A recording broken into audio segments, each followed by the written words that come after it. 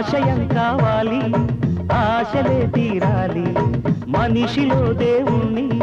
మనసుతో గెలవాలి అందాల జీవితానికో అనుబంధం చూసుకో అనురాగమైన లోకమే నీ సొంతం చేసుకో లోకం చీకటవుతున్నా బ్రతుకే భారమవుతున్నా మనసే జ్యోతి కావాలి మనిషే వెలుగు చూపాలి మరో ప్రపంచ మానవుడిగా ముందుదారి చూడాలి చిన్నారి స్నేహమా చిరునామా తీసుకో గతమైన జీవితం కథగానే రాసుకో మనసైతే మళ్ళీ చదవకో